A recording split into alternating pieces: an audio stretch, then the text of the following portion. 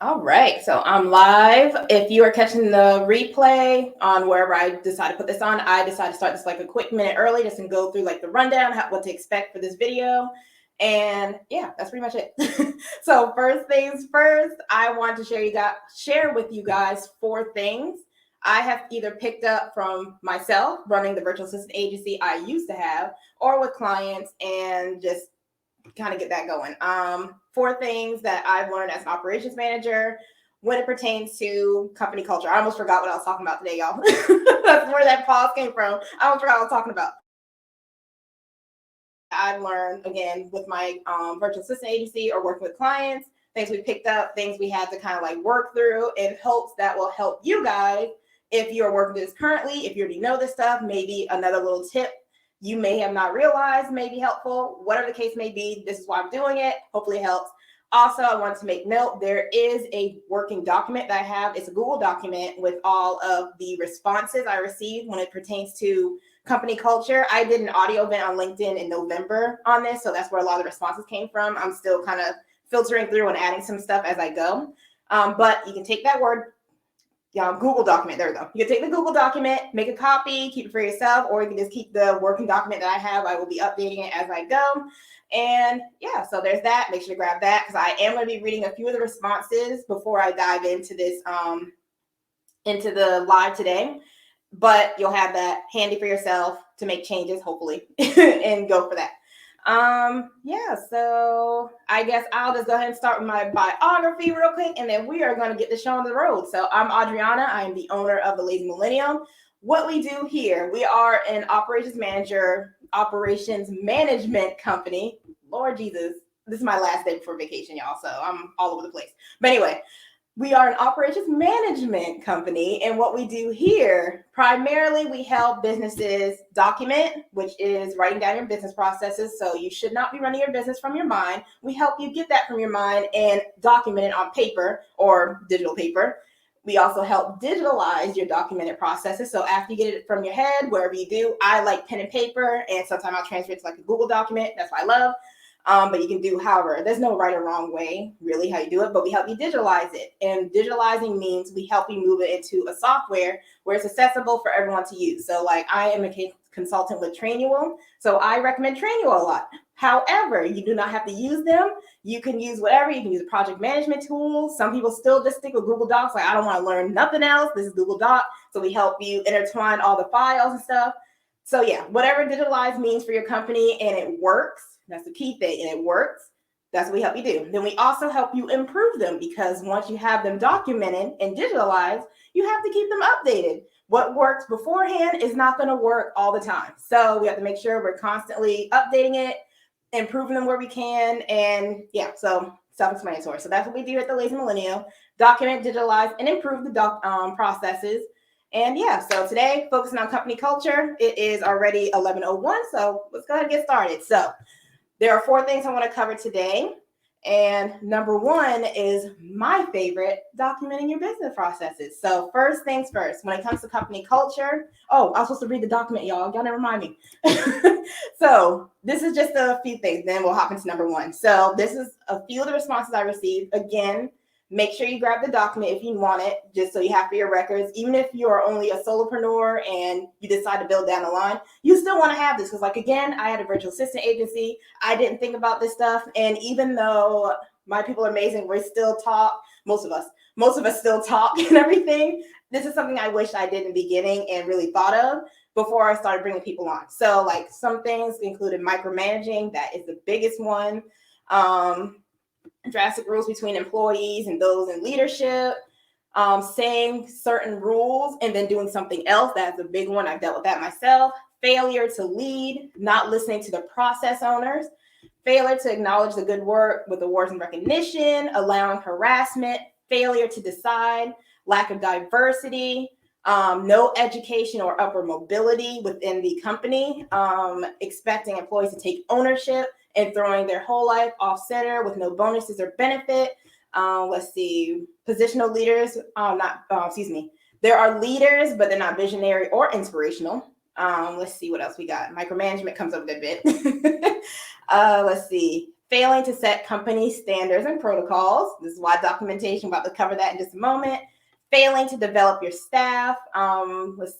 Promoting within before going outside to fill job openings. Instead of promoting in, people go outside. So going in outside.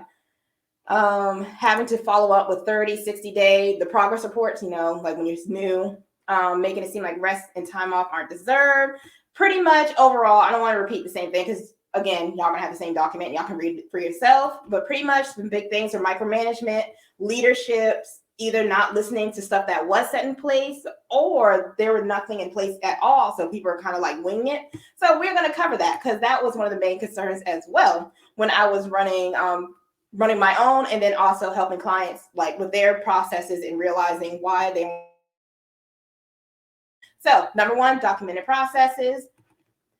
So when it comes to documented processes, I'm going to try and keep this very brief because I do whole 45-minute talks on this. So what you need to take out of this when it comes to clear documentation, especially when it pertains to company culture and from the operations side, is making sure, one, you actually have things written down. Like, again, like we said, we help you document the processes, so it's not from your mind. You may have thought or you may see a vision for something, but until it's written down, it doesn't exist. So if you're not writing things down, they don't exist. When they don't exist, your team is not going to follow them. So making sure you have documented processes when it comes to company culture. So if you have a thing that you want to be ran, like, again, if you don't really know how to actually get to that step of where you want it to be, as long as you write down the process or whatever vision, the mission, whatever you need to write down, as long as you write that down, the people you hire can help you weave in the gap, but they need to make sure you have the vision, and you also need to at least have some kind of way, like what kind of steps you want them to take to achieve it. And of course, this is where the improvement comes in. So if there's something that needs to be improved, we can improve it. But the fact of the matter is that you actually wrote it down so it can exist, so that it can come to life and come true, and we can constantly work on it. So when you document your business processes, when it comes to company culture, make sure you're documenting them.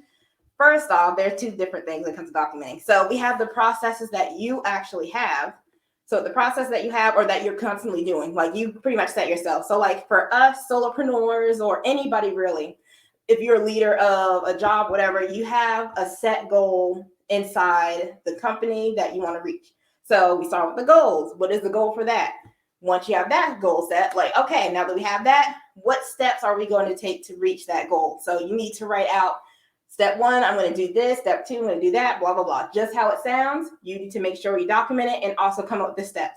When you come up with the steps, if it's something that you have tested, then yes, this is where the standard operating procedures comes in. And I consider things a full SOP when it's actually like the video and text content. And when it comes to that, this is stuff that you actually tested yourself. So like when you're telling other people to do something, they can follow it when it's something that you tested. Now, when you're telling somebody something and you haven't tested, or like I said, like you just have the vision, there's going to be more mistakes because we haven't tested it yet. So like you're trying something out new. So when it comes to documenting process and doing SOPs, there's two different sides. You have the side where you actually were doing the work. You've already tested this stuff out. Like, you know it works. You know it doesn't work. You have the clear standard operating procedures to actually let people know, like, hey, this is how this is done. Then we have the other side where you have the vision of something. So like maybe like the quarterly planning, or like we're about to enter a new year. We're about to enter 2023. Like you're trying to figure out like how 2023 is going to look. So you have the year, then you maybe have it broken down by the quarters, and you break it down by the month, yada, yada, yada. Then you have that. You may not know exactly where you're going to go with that or the process for that stuff. You can kind of like estimate, like maybe we can try this or maybe we can try that, but you don't really know. So with that, this is what I call it the visionary side of the standard documented processes.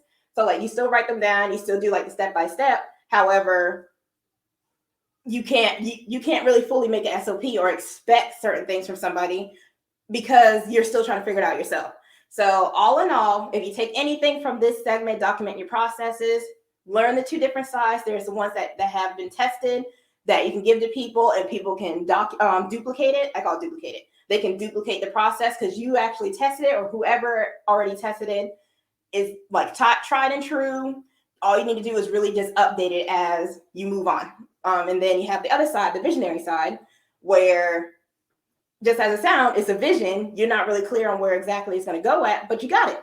So you have the processes, you kind of bring in the people that you need to help bring it to life. However, again, it's a vision. So once you actually tested it, then you can kind of like go back like, okay, this worked, I didn't care for this, blah, blah, blah, going from there.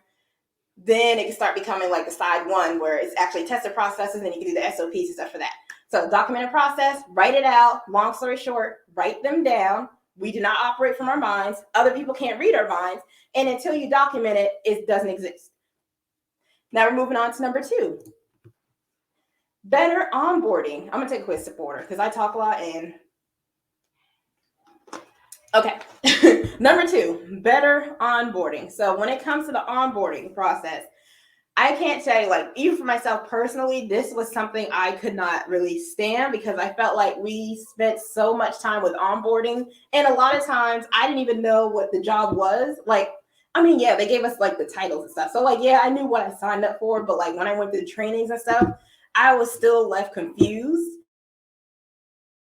Operate from like I call it the old timey stuff. So like they have like these long videos, like days and days of videos. They have the employee handbooks. Of course, that's needed. So that's needed. So I'm not going to knock that, but that's needed. But like going through like the videos, it was just like, why am I learning this person's job when I'm assigned for this? And I get that you want people to understand the different processes, but this is where it comes in, like how people can move within the company. So like if I saw that, or like I saw someone else doing, I talk to that, like down the line, I want to do that, then yeah, train me on that stuff.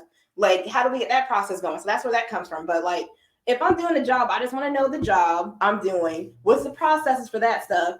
And like, how's it look? Can I climb up with this particular job, or do I need to learn something else? Do I need another skill set? Things like that. But when it comes to onboarding, a lot of times we spend so much time on onboarding. Like, we got to get the feedback. Like, again, someone mentioned like the 30-day, 60-day stuff.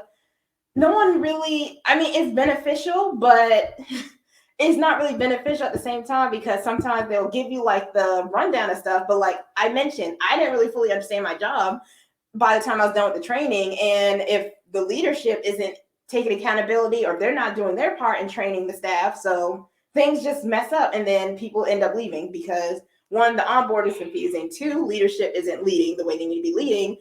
And 3, it just leaves a mess. So like when it comes to number 2 with better onboarding, and I'll say even for myself, like when it came to my agency, I had to learn like to onboard kind of like with a quickness, but like I had to learn myself, like, okay, and like some of my clients too, like we had to learn, like we need to make sure whenever we're bringing somebody on, we're sticking to their job field. Like, what did they hire them for? Because a lot of times that scope creep likes to come in. So sticking to what you actually hire somebody for. This is why I always tell people like to hire the specialist if you can. If that's within budget, hire the specialist for whatever you're trying to hire. So that way, you know, that job is completely done. They know it through and through. You're not trying to worry about hiring some like one person to do 4 different jobs or something like that. But yeah, anyway, so when it comes to better onboarding, making sure you have that. And then also too, I kind of intertwine these, having an offboarding system as well, because sometimes they have the onboarding, but there's no offboarding. It's just kind of like, it is what it is. Like, you're here, you're kind of like in limbo until you decide to leave. And also onboarding, what did I put? The feedback when it comes to onboarding too is sometimes non-existent. Like I mentioned, sometimes we do like all the videos and stuff, do the employee handbook, and afterwards they kind of just like throw us in like, okay, like figure it out. And then there's no feedback. So better onboarding when it comes to company culture, because a lot of times too, what you take out of this, you know what, let me not even keep going. What you should get out of this with better onboarding, make sure you have a clear process of what the job scope is, because again, the scope creep likes to come in. Like, you may hire somebody for one thing, they end up doing all this other stuff. Yeah. Yes, you're right. It is the first impression. That's exactly it. But yeah, so making sure that I lost my train of thought. But like with onboarding, what was I talking about?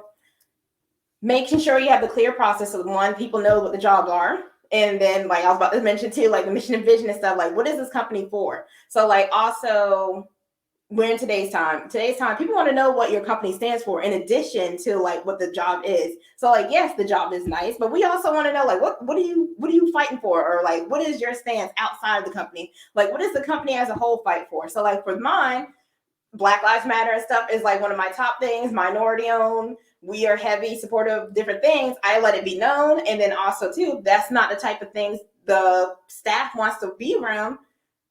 It is what it is. I let it be known right from the gate. So that all this stuff is what you want people to know, like up front. Like you don't want them to join and then down the line it's just like, oh, this company doesn't even stand for anything. Like they do the opposite of what I actually stand for. So just some things to keep in mind. So like with onboarding, making sure you have the clear processes, making sure you have the job clearly outlined, what they're doing, and try to get them to stick to it. And also too, like I mentioned, like the moving around the company, if you do want people to move around the company or want them to know certain things, let them know that. Overall, this is about to lead to number 3. Let people know stuff. If you know you want them to do more than what you hired them for, let them know that. And then also to expect to pay more as well. But let people know what you want them to do and let them know what you're standing for and all this stuff. Let people know things up front. All in all, if you take anything from this onboarding, make it clear, make it kind of quick, because sometimes you'll spend months trying to onboard somebody when you could really have it done within maybe like a week, maybe a little less depending on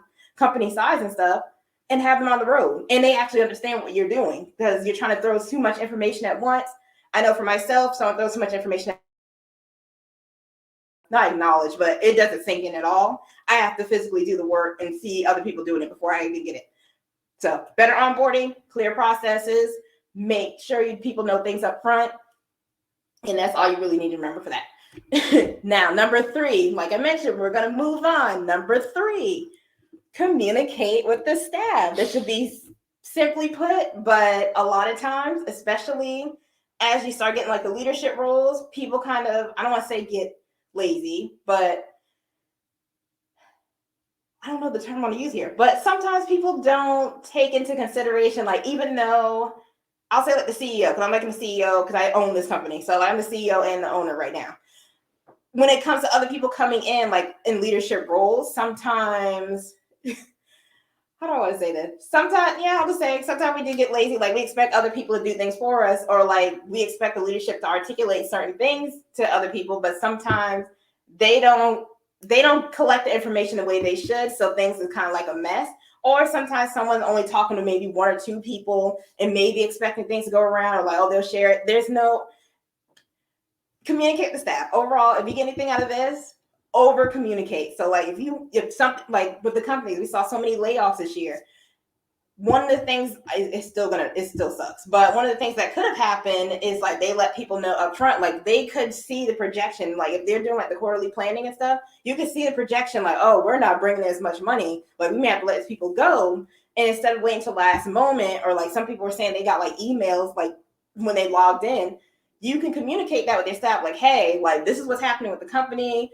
What can we do to like, or do you have any suggestions on what we can do so we can at least hold on to a certain percentage of the staff, something. But overall, just communicating with your people is super beneficial. Not just leadership, like especially if you're like the owner or CEO, or if you take on any leadership position inside a company, communicate. If the manager isn't communicating well with like the lower staff, it's up to you. Like step into the leadership role. This was one of the complaints too with the company culture. Like leadership doesn't lead. Like they have the role for whatever reason, but like they don't do anything with it. Like they don't step into the leadership role. So like let's say the CEO is not really communicating well, or whoever's in the C level stuff, they're not communicating with the lower levels. If you're in the leadership position, you take the initiative, let the people know, so at least your people can keep going. Overall, over communicate. I'm gonna go ahead and share comments too as I can, but yeah. Onboarding flows. I'll get back to that in just a moment. Over communicate. It is what it is. So yeah, over communicate with your staff. That's all I got to say with that. And then finally, 4, letting go quickly. When it comes to, this is always like a touchy subject, because I know for me, like when you have to let go of somebody, it's hurtful. Like I only work with contractors now. Let me say that. I haven't had employees yet, hopefully within the next year or 2. But anyway, I only work with contractors, and even then, like letting people go is tough. But again, from an operational side, if you let's say that you did number 3, let's say that you have the documented processes, everything is good, you've been keeping stuff updated, the onboarding flow and stuff has been good, you over communicate with your staff, so everybody should be aware what's happening. But there's still that 1 or 2 people that are just like either lagging, they don't seem like they're really into the job. first things first, beforehand, before I say just let them go because they're blah, blah, blah. I would say for myself, what I've learned to do is quarterly, or you can do every 6 months. Like, again, depends on the size of the company too. What I used to do is reach out to people, maybe quarterly, like, hey, do you still like doing what you do? Because, like, again, I work with contractors now. I just got to say that. I work with contractors. I used to just reach out, like, hey, like, I know, because I go through major changes, like, really quick. But anyway, so like I'll reach out to them, like I'll be like, hey, do you still like doing the job? Like, I know this is what you signed up for, but do you still enjoy it? Any improvements you like made, things like that. And that's something I was saying implemented, and it does wonders because like sometimes people like they get hired for the job, and as they're doing it's like, oh, I don't really like it. So like the momentum dies down, and that's when you notice that stuff. So like after you talk to somebody, unless maybe that's the situation right there, or maybe they just really just don't care. There comes a time to let it go. Or if you have somebody that people are constantly complaining about, but they're a buddy of yours, whatever the case may be, no, let go. Just let go. I don't even have really any tips for that. Like when it comes from the operational side, if things are slowing down, there's constant bottlenecks, constant complaints about something. You did your part. That's another thing. You did your part. You actually talked to the person and not just try to sugarcoat anything. Be direct, communicate with them, let them go. Just simply put as that. I don't have, like I said, I don't really have anything else to say about that, because I'll say as an employee, if I found something better, I'm not interested in something, and like leadership, whatever the case may be, is just like, I don't want to deal with it, I will leave. I won't give it 2 weeks notice. So as a company, don't do like me now, but as a company, don't be like me. Make sure you communicate, like you have all this stuff, like y'all have your processes document, you have the onboarding was good, like they understand the job, you talk to them, like again, where the communication comes in. But if things just aren't making sense, make the cut. However that looks like. This is why it's important too. I have for onboarding, making sure we have an offboarding program as well, because a lot of times we focus so much on onboarding. When it comes to offboarding, it's like, man, like, did you make sure this person doesn't have access to this stuff? Did you make sure like they don't have the process for this? Like, we got to make sure we have that stuff too. Like, how's that look? Are you giving a package with them when they leave? Are you paying them anything when you leave? Things like that we need to focus on as well, especially from the operational side too. Just because we want things to flow well, we want to make sure we do the complete process. We don't just do the half, like we stop there and that's that, because that ruins the flow. This is where all the negative stuff comes in when they leave a job. We don't need that. So overall, let go quickly, just as it says, after you did your part in talking to somebody, let people go. So that's all I got. So out of all the 4, again, recap, and I'm going to answer your question about the onboarding process. We have number 1, document your processes. 2, better onboarding. I didn't have that included, but offboarding. 3, communicate. And 4, let go quickly. As far as onboarding processes, excuse me, where is it? Onboarding flows. Send me a message and let me know, because there are different ways we can go about this, but I won't spend too much time on the video. If you're still hearing it, please send me a message and I'll help you talk through some stuff. But yeah, that's all I got for you guys. Thank you guys for listening to me as I just stammer over my words as I prepare mentally for the holiday break. Y'all have an amazing time. I will be replaying this on social media, so if you catch the replay, thank you guys. Let me know your thoughts, all that good stuff. And then also too, if you want to work with my company, The Lazy Millennial, there is the website. Again, we help you document your process, stop running your business from your mind, digitalize. We help you move it into a software. I, again, train your own consultants. I'm going to say train, but it could be anywhere. And then number 3, improve it. So continuous improvement is where it comes in, because we always have to update our processes. So if you need help with any of that scope, visit the website. And then again, too, make sure you grab the document. If you don't have it, send me a DM. I'll send it your way. That's all I got for you guys. So y'all have a great day.